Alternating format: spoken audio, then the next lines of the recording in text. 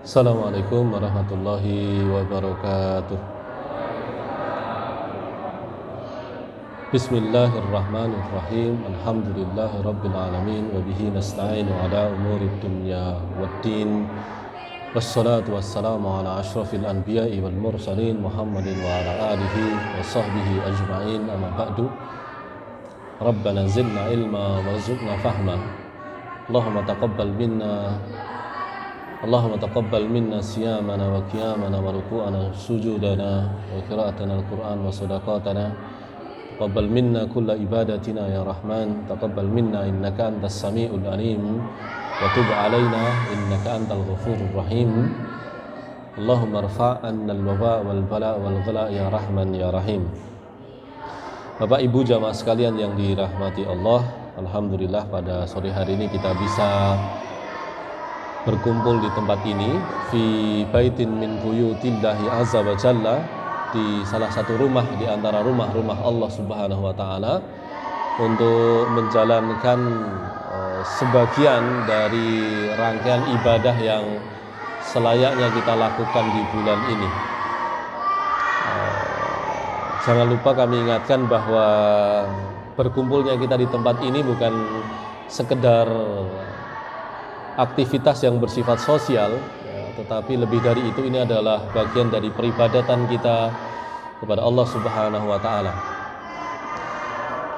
Duduknya kita di tempat ini, masuk di dalamnya adalah iktikaf. Nah, ini dia. Bapak Ibu sekalian dirahmati Allah, kami ingatkan bahwa iktikaf itu adalah aktivitas atau amal ibadah yang berhubungan dengan masjid dan tidak berhubungan dengan Ramadan. Jadi selama kita ada di masjid kapanpun itu, maka kita perlu untuk berniat iktikaf. Di masjid-masjid tua itu biasanya ada tulisan di pintu masuknya, itu tulisan nawaitul iktikaf lillahi ta'ala, untuk mengingatkan orang agar ketika masuk ke masjid itu tidak lupa niat iktikaf. Nah, karena orang itu banyak yang ketika sudah keluar Ramadan lupa bahwa iktikaf itu tetap bisa dilakukan. Bahkan yang laki-laki yang biasa berjamaah di masjid itu sampai lupa niat iktikaf. Kan eman-eman itu ya.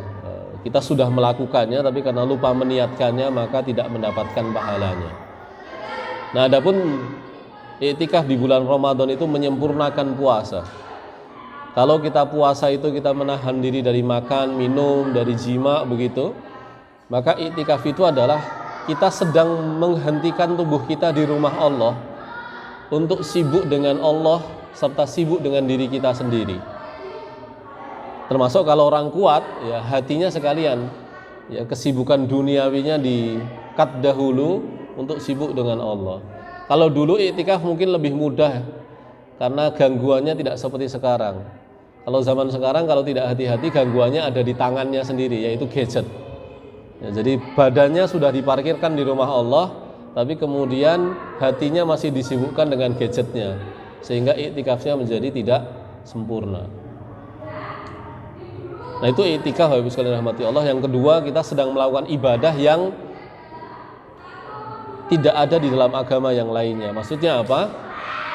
Ibadah yang kita lakukan sekarang ini sembari kita menanti berbuka adalah tolabul ilmi, mencari ilmu. Dan di dalam Islam, ilmu itu bagian dari agama. Aktivitas mencari ilmu itu bagian dari peribadahan. Dan itu tidak terjadi pada agama yang lain. Di dalam agama yang lain, ilmu bukan merupakan bagian dari agama. Dan aktivitas mencari ilmu bukan aktivitas keagamaan. Inilah mulianya agama kita. Kita mencari ilmu itu menjadi aktivitas keagamaan. Bahkan andaikan ilmunya adalah ilmu dunia, jika tujuan besarnya adalah maslahat orang banyak, kemaslahatan untuk kaum muslimin atau untuk membantu manusia, bahkan bisa jadi yang mendapatkan manfaatnya itu adalah non-muslim, adalah orang kafir begitu, maka ada pahala di situ. Meskipun kemudian tadi niat itu perlu dihadirkan. Lalu kemudian yang ketiga, kita juga sedang melakukan bagian dari perintah agama kita, yaitu untuk takjil. Takjil itu kan mendahulukan berbuka. Berpuasanya kita orang Islam ini kan berbeda dengan pemeluk agama yang lain yang melakukan amal serupa puasa. Jadi ada yang kemudian puasanya itu dengan cara apa? Dia tidak bersahur dan kemudian mengakhirkan berbuka. Makanya bagi Bapak Ibu sekalian yang dirahmati Allah, meskipun nggak doyan makan, kalau waktunya sahur, ya ngemplok mawon. Ngemplok itu maksudnya ya nelan apa terserah gitu, entah cuman roti, entah cuman air. Untuk apa? Menjalankan perintah Allah. Ada keberkahan di dalam sahur. Termasuk kemudian kita itu bertakjil dalam makna mendahulukan berbuka. Begitu adzan itu kita kemudian kita membatalkan puasa kita, itu bukan semata-mata karena kita itu lapar. Bisa jadi kita tuh tidak lapar. Bisa jadi ada orang yang sudah terbiasa ngeleh, ngoten nggih, sudah terbiasa lapar, sehingga mendahulukan berbuka itu bukan sesuatu yang mendesak baginya. Akan tetapi dia itu mendahulukan berbuka itu karena menjalankan perintah Allah. Sampai Anas bin Malik itu mengatakan apa? Saya tidak pernah melihat Nabi sholat sebelum berbuka.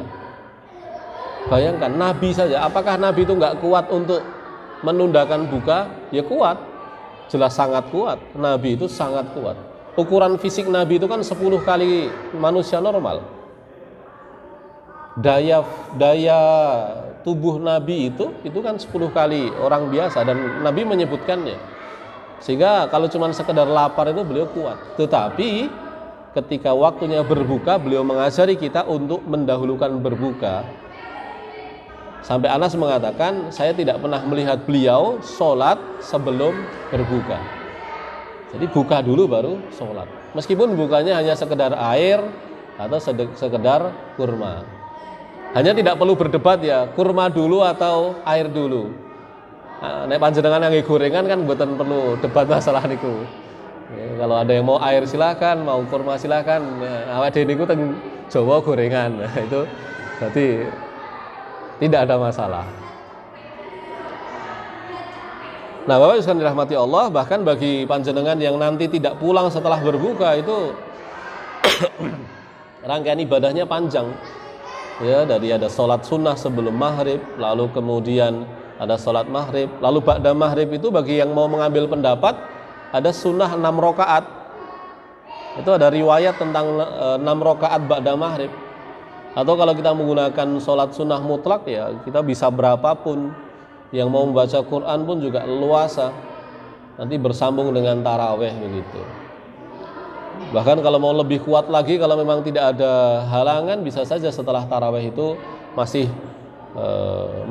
berada di dalam masjid untuk melakukan berbagai jenis ibadah yang mungkin dilakukan. Jadi Bapak Ibu sekalian yang dirahmati Allah, duduknya kita di tempat ini berkaitan dengan rangkaian ibadah yang panjang. Nah, maka jangan lupa untuk menghadirkan niat ya, karena dengan niat itu kita bisa mendapatkan banyak keutamaan yang tidak bisa didapatkan tanpa niat. Maksudnya begini, ada banyak hal yang kita itu mungkin tidak melakukannya, tapi karena ada niat di situ kita bisa dapat pahalanya. Sebaliknya bisa jadi kita melakukan sesuatu tapi karena lupa niatnya kita tidak dapat pahalanya. Mungkin ada orang yang hartanya sedikit tetapi hatinya dipenuhi dengan niat baik. Andaikan saya punya uang sekian, saya akan bantu ini, saya akan nolong ini. Kalau saya punya kekuasaan ini, saya akan bantu orang ini, saya akan mudahkan ini. Dia sudah mendapatkan pahala dari niat-niat baiknya. Tapi bisa jadi orang itu dia punya kekuasaan, punya kekayaan begitu. Tapi karena kemudian dia terbiasa melakukan kebaikan itu secara otomatis saja, dia tidak menghadirkan niat, dia tidak mendapatkan pahala yang besar dari tindakan yang dia lakukan. Maka kepandaian menata hati, nah ini penting ya. Kepandaian menata hati itu termasuk ilmu yang berharga di dalam Islam. Karena dia mempengaruhi banyak hal pahala termasuk di dalamnya. Nah, Bapak Ibu sekalian dirahmati Allah, biasanya kalau di awal Ramadan begini ini kita diingatkan dengan hadis yang berbunyi man shoma ramadhana imanan wa ihtisaban ghufira lahu ma taqaddama min dambihi. Di riwayat yang lain berbunyi man qama ramadhana imanan wa ihtisaban ghufira lahu ma taqaddama min dambihi. Nah, hadis yang pertama itu berkaitan dengan puasa, hadis yang kedua berkaitan dengan sholat. Jadi yang pertama itu artinya adalah barang siapa yang berpuasa di bulan Ramadan dengan iman dan ihtisab, maka dia akan diampuni dosanya yang telah lalu. Adapun yang kedua adalah Barang siapa yang sholat, dalam hal ini adalah sholat malam di bulan Ramadan dengan iman dan ihtisab, maka dia akan diampuni dosa-dosanya yang telah lalu. Nah, apa yang bisa kita dapatkan dari dua riwayat ini? Yang pertama, Bapak Ibu sekalian yang dirahmati Allah Subhanahu wa taala, di antara ibadah yang sangat penting untuk kita lakukan di bulan ini adalah puasa, karena itu wajib, dan sholat malam. Nah, bagi kita yang telah menjalani puasa berkali-kali, menjalani Ramadan berkali-kali, kita perlu punya keinginan untuk upgrade, untuk menaikkan kualitas puasa dan sholat malam kita. Berkaitan dengan puasa, Bapak Ibu sekalian yang dirahmati Allah, puasa itu secara fikih itu berbicara tentang aspek zahir ya, aspek lahiriah. Maka selama kita tidak makan, tidak minum, tidak melakukan hubungan seksual ya, di dalam ataupun di luar pernikahan, ini definisi ini perlu ditegaskan karena kalau orang nakal itu dia bisa memainkan rumusan begitu. Ya, itu maka dia sah puasanya. Tidak makan, tidak minum, tidak melakukan hubungan seksual, ya sah puasanya. Nah, itu dia. Wah, ini provokatif sekali, ini belum waktunya sudah dikasih makanan ini. Ini sebetulnya saya disuruh ngomong apa disuruh makan ini. ini tindakan yang tidak menyenangkan gitu. Nah, itu bercanda saja. Nah, Bapak Ibu sekalian dirahmati Allah. Jadi secara prosedural kalau kita tidak makan, tidak minum, tidak melakukan hubungan seksual dan turunan-turunannya, maka puasa kita sah itu. Tetapi berkaitan dengan pahala dan keutamaan itu berkaitan erat dengan apa yang kita lakukan selainnya. Maka tadi bahasan tentang iktikaf itu kenapa dihubungkan dengan Ramadan? Karena Bapak Ibu sekalian dirahmati Allah, banyak orang itu ketika di bulan Ramadan gagal untuk mendapatkan keutamaan puasa, gagal untuk mendapatkan makna-makna terdalam puasa karena dia lupa untuk menghentikan berbagai aktivitas yang membuat puasanya bocor. Jadi ibarat kata kalau kita mengisi air ke dalam ember itu, kalau bocornya banyak ya nggak penuh-penuh. Nah, aktivitas kebocoran itu apa? Bisa jadi bukan perbuatan dosa, tetapi berkaitan dengan perbuatan manusiawi yang mubah yang terlalu banyak. Kita puasa, tapi kemudian masih membincangkan banyak isu yang bermacam-macam. Nah, itu membuat fokus kita pada puasa, pada batin kita itu berkurang. Makanya banyak orang yang ketika berpuasa itu, Bapak Ibu sekalian dirahmati Allah, itu iktikaf sejak hari pertama. Bayangkan itu kalau bagi pemilik perusahaan besar mungkin bisa melakukannya, bagi yang pegawai akan sulit itu. Tapi di Jogja ini ada kasus menarik, Bapak Ibu sekalian dirahmati Allah, ada yang punya toko komputer itu di hari ke-20 itu sudah meliburkan karyawannya, sudah dikasih THR, disuruh libur, suruh iktikaf. Ada toko komputer di Jogja ini. Saya nggak tahu sekarang masih diberlakukan atau tidak, tapi dulu pernah begitu. Wah, itu kendal tenan. Itu mengagumkan perhatiannya kepada persoalan akhirat. Itu nanti karyawannya yang nggak amanah itu kalau ya kemudian tidak iktikaf itu. Tapi tradisi orang-orang saleh dahulu mereka terbiasa iktikaf sejak hari pertama. Ada juga yang mensiasati dengan cara apa? Dia tidak iktikaf di masjid, tetapi dia mengurangi aktivitas di luar rumah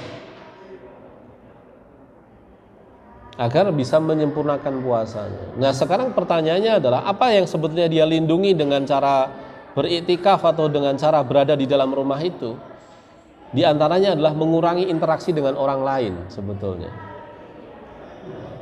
Karena interaksi dengan orang lain itu membuat gejolak emosi kita tuh naik turun. Ada muncul rasa tidak suka, muncul rasa tidak terima dan sebagainya. Dia ingin menghindari hal itu.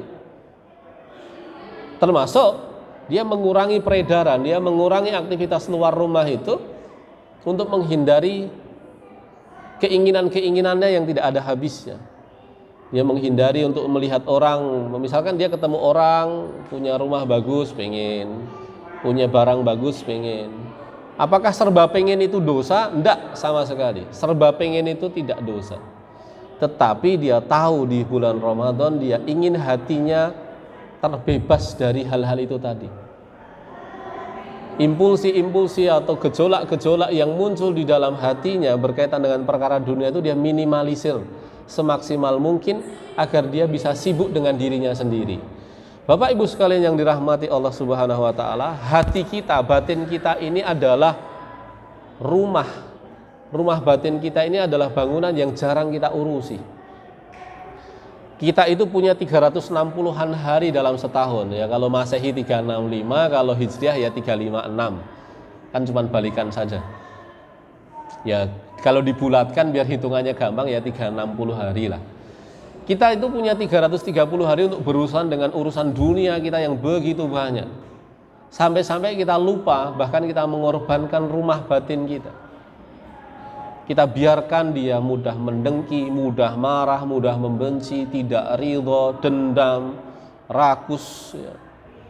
Kita biarkan itu dan kita menganggap itu semuanya baik-baik saja. Nah maka Bapak Ibu sekalian yang dirahmati Allah, dari 12 bulan itu, dari 360 hari tersebut, maka tidak ada salahnya kita gunakan 30 harinya, 1/12-nya untuk membenahi rumah batin kita, rumah hati kita ini yang sudah porak-poranda, yang sudah gentengnya lepas sebelah sini, rengnya patah sebelah sini, pintunya aus sebelah sini, yang berlubang karena air sebelah sini. Rumah hati kita itu perlu kita rawat kembali. Dan waktu yang paling tepat adalah Ramadan. Karena kalau tidak bulan Ramadan mau hari apa lagi? Nah, Bapak sekalian dirahmati Allah, puasa kita perlu kita sempurnakan pada level, apalagi kalau usaha kita sudah di atas 35 Bapak Ibu sekalian. Para ulama kita itu kan membuat pembagian umur. Imam Ibnul Jauzi misalkan sekitar 900 tahun yang lalu, beliau lahir 1100-an ya. Beliau itu membagi umur manusia. 2 tahun pertama disebut dengan rodho'ah. Rodho'ah itu masa penyusuan. Lalu kemudian 3 tahun selanjutnya itu namanya hadonah. Hadonah itu pengasuhan. Lalu kemudian 5 tahun selanjutnya adalah tufulah, masa anak-anak, masa bermain. Nah, lalu kemudian karena problem remaja saat itu tidak rumit seperti sekarang ya, usia 10 sampai 15 itu disebut dengan bulug. Bulug itu artinya masuk masa balik. Ya, perempuan haid, laki-laki mimpi basah ya, secara fikih mereka sudah bertanggung jawab terhadap amalnya. Mereka sudah wajib bersuci. Ya, kalau belum balik itu kan belum haid, belum mimpi basah itu belum tahu mandi besar nggak apa-apa.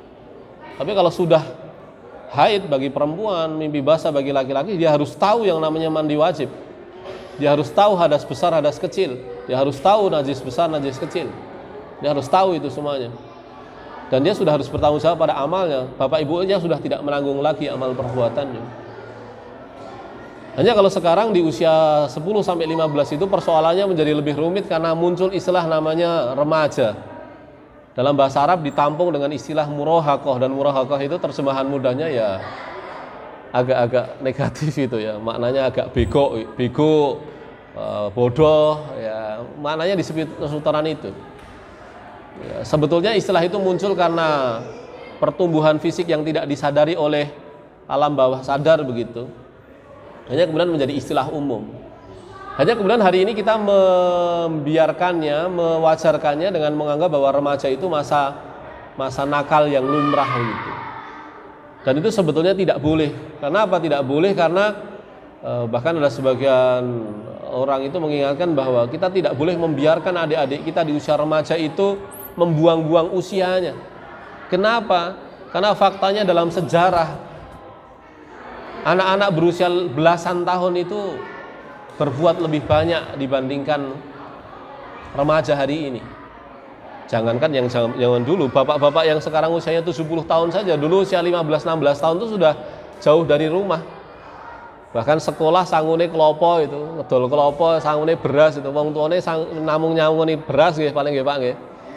Lha iki sak sangoni beras pang golek duit dhewe sekolah itu. Itu dulu itu.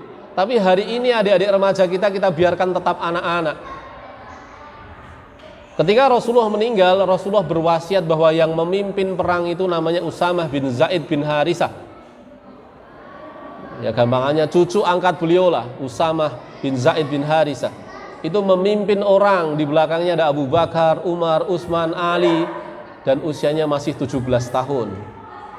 Bayangkan pemimpin militer, di belakangnya veteran seperti Abu Bakar, Umar, Utsman, Ali, dan usianya masih 17 tahun. Umar awalnya nggak mau, tapi Abu Bakar cuma bilang, kamu mau ganti wasiatnya Nabi itu. Itu reko-reko. Umar akhirnya paham, oh ini wasiat Nabi, nggak main-main ini. Dan ternyata betul. Bahkan ketika mengantarkan pasukan itu menuju ke medan tempur, Abu Bakar itu menuntun kudanya Usamah sampai Usamah merasa tidak enak. Usamah mengatakan, Anda naik ke atas atau saya turun ke bawah. Lalu Abu Bakar yang usianya saat itu sudah 60 tahun mengatakan, kamu duduk di situ dan saya menuntun kudamu. Biarkan saya mengantarkan pemimpin pasukan yang dipilih langsung oleh Rasulullah. Oh, itu harga diri orang tua yang mengagumkan. Karena dia bilang, kamu duduk di situ dan saya menuntun kudamu. Ini mengagumkan sekali. 17 tahun. Dan gak usah jauh-jauh Bapak Ibu sekalian dirahmati Allah. Fenomena remaja itu sebetulnya belum terlalu lama. Itu paling tahun 60-an, 70-an, 80-an. Sampai sekarang. Karena buktinya apa? Pak Karno itu mendirikan partai politik umur 17 tahun. Pak Hatta mendirikan partai politik umur 17 tahun. Sultan Syahrir umur 18 tahun. Pak Nasir umur 19 tahun. Artinya apa? Generasi simbah kita, buyut kita itu di usia belasan tahun itu sudah melakukan banyak hal. Tapi hari ini kita secara tidak sadar ya membiarkan adik-adik kita yang punya potensi hebat-hebat itu tetap jadi anak-anak. Bahkan mohon maaf sekali, andaikan mereka kuliah di usia 18 tahun, 19 tahun, mereka terkondisikan untuk terfasilitasi oleh banyak hal sehingga ketangguhan jiwa mereka itu tidak bertumbuh. Nah, kalau sekarang itu ada istilah namanya quarter life crisis, krisis perempat umur, krisis yang muncul di anak-anak usia lulusan SMA sampai lulusan S1. Nah, krisis itu sebetulnya apa sih? Itu krisis yang muncul karena selama ini mereka terbiasa dengan kenyamanan sehingga ketangguhan mereka itu tidak terbentuk. Nah, itu Bapak Ibu sekalian dirahmati Allah. Kita sebagai orang tua punya proyek bersama. Jadi bukan satuan Bapak Ibu sekalian, karena ini proyek kebudayaan kita, ini proyek kita sebagai umat Islam bahwa kita itu tidak boleh membiarkan adik-adik kita yang punya potensi hebat-hebat itu tetap anak-anak di usia belasan tahunnya. Nah itu dia, memang kita perlu menguatkan diri kita untuk lebih tegel, lebih tega. Kadang-kadang saya geli kalau jadi pengasuh itu apa? Anaknya tegel tapi wong tuanya sing ra tegel. Gimana kamu lah gitu, nggak apa-apa saat kayak gini nggak apa-apa itu. Tapi orang tuanya nggak tega itu. Anaknya ra apa-apa malah wong tuanya sing ra tega itu. Itu jadi lucu jadinya. Anaknya sudah siap untuk mengalami ketangguhan, tapi orang tuanya belum.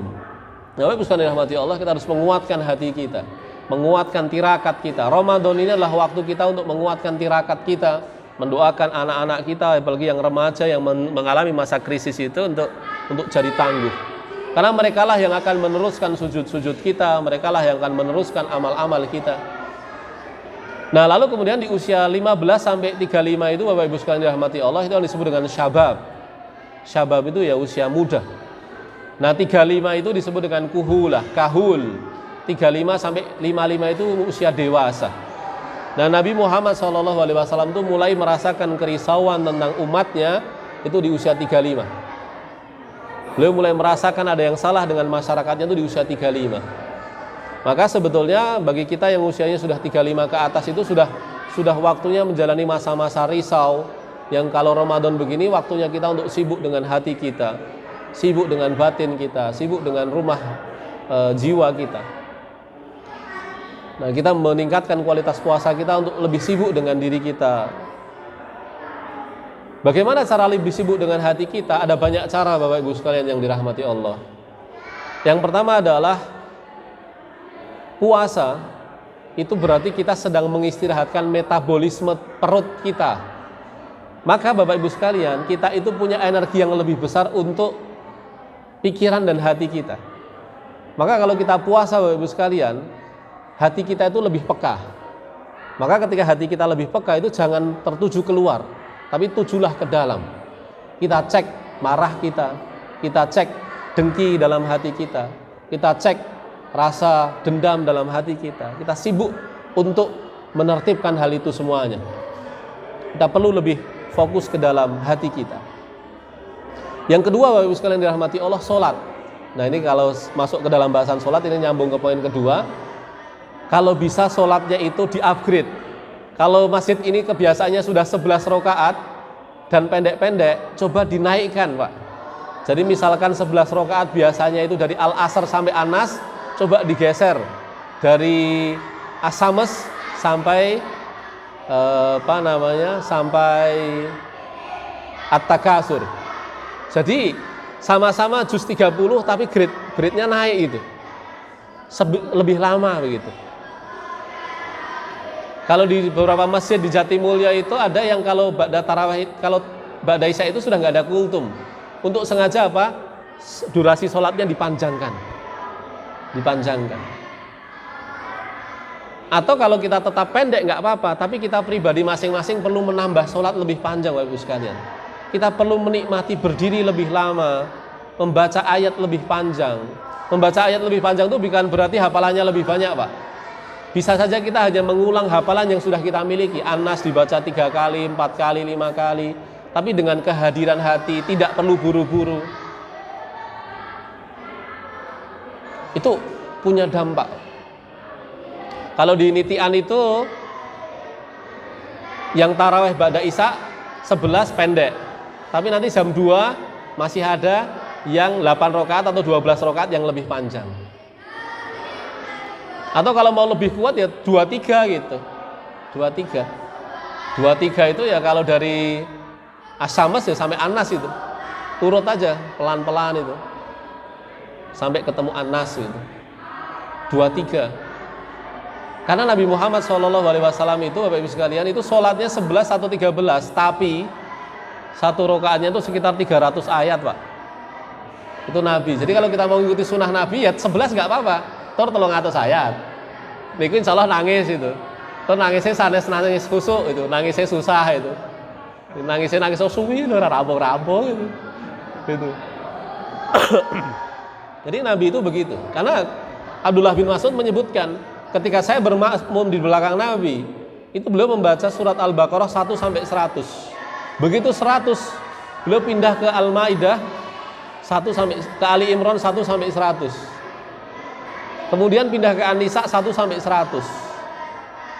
Artinya berarti 300-an ayat. 300-an ayat itu sekitar 4 juz, Pak. Saya pernah ngantar santri mu'alimin ke Malaysia. Masjid-masjid besar Malaysia, nyebutnya jami biasanya. Setiap kota itu biasanya punya satu jami besar begitu. Itu 23, 1 rakaat 1 halaman.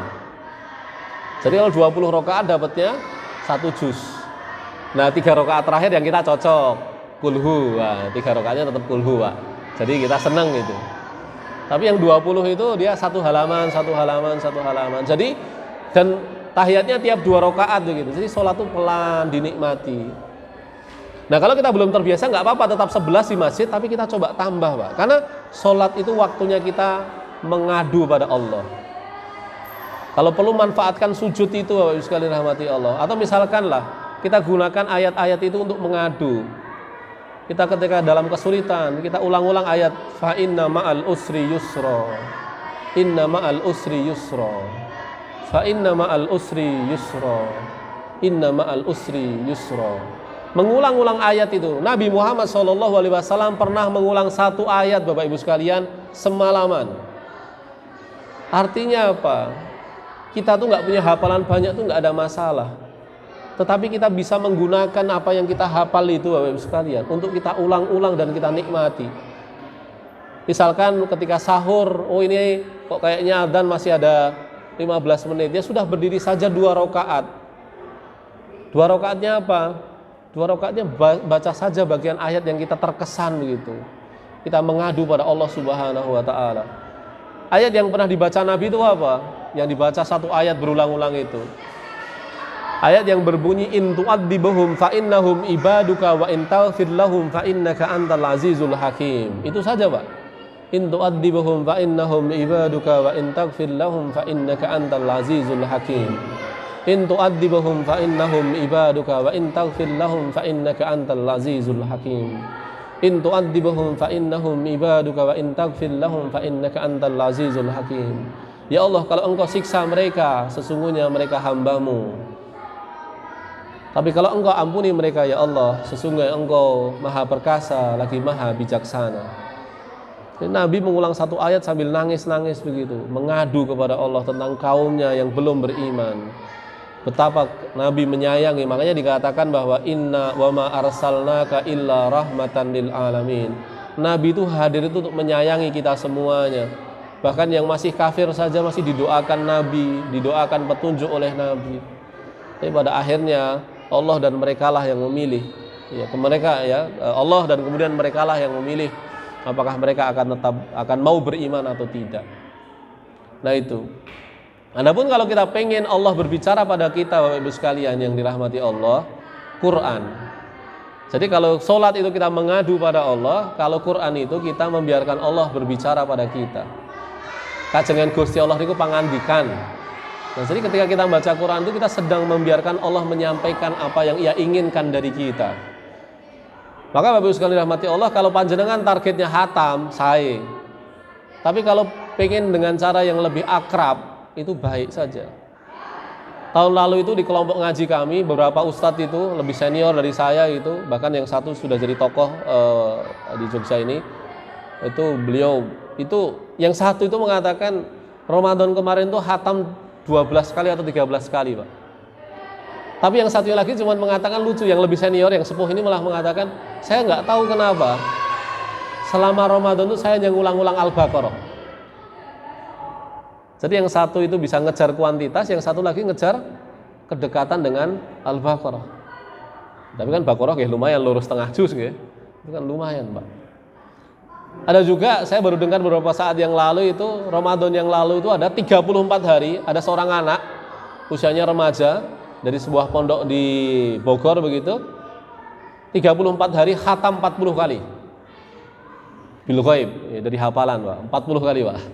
Jadi memang dia mengejar hafalannya begitu selama Ramadan, dia hanya ngulang-ulang begitu, sehingga satu hari itu paling enggak dapat 35 juz.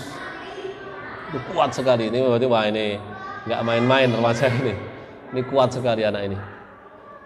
Nah, Quran itu Bapak Ibu sekalian rahmati Allah, kalau mau hatam mau hatam sebanyak-banyaknya bagus. Tapi kalau kita juga ingin merasakan kedekatan itu juga baik. Abdullah bin Mas'ud itu hanya hatam 10 kali. Maksudnya apa? Karena itu batas maksimal yang ditentukan Nabi. Jadi meskipun Imam Syafi'i bisa hatam sampai 60 kali, ya sehari 2 kali, tetapi kalau di kalangan para sahabat itu lebih sedikit. Ya, Abdullah bin Mas'ud saja yang selevel beliau memilih hanya kalau biasanya hatam seminggu sekali, di bulan Ramadan beliau naiknya 3 hari sekali. Tapi poinnya bukan pada 3 harinya, Pak, yang ingin saya tekankan Bapak Ibu sekalian. Kenapa tidak lebih dari 3 hari sekali? Agar tidak lepas dari pemaknaan. Nah, kalau bisa dirahmati Allah, kedekatan dengan Quran itu bisa kita bangun. Nah, di zaman ini ada sebuah pertanyaan yang cukup cukup fenomenal begitu ya, menjadi anekdot yang terkenal lah. Tentang seorang anak muda yang bertanya kepada seorang alim begitu tentang Quran. Pertanyaannya tuh begini, kaifa halus salaf ma'al Quran? Orang-orang soleh dulu itu dengan Quran bagaimana? Alimnya ini mengatakan begini, haluhum ma'al Quran kama halukumul an ma'a jawalikum. Ya, orang-orang soleh dulu dengan Quran itu ya seperti kamu dengan HP-mu sekarang itu. Dan kalau HP ini kok titik-titik buka atau titik-titik buka itu. Nah, kalau orang soleh dulu tuh ya titik-titik buka Quran, titik-titik buka Quran. Sedikit-sedikit menikmati, dikit-dikit menikmati. Nah, Bapak Ibu sekalian rahmati Allah, itu pengingat kami pada sore hari ini ya, bahwa mumpung awal Ramadan, kita desain dahulu Ramadan kita saling memotivasi ya. Awal Ramadan belum tenanan nggak apa-apa, Pak, nggak apa-apa.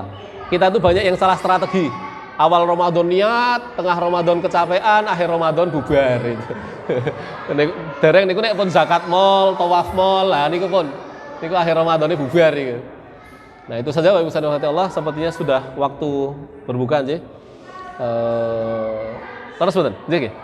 Sudah nggih Bapak Ibu sekalian, semoga Allah menolong kita untuk menyempurnakan Ramadan ini untuk pulaan ganjaran sebanyak-banyaknya di bulan ini.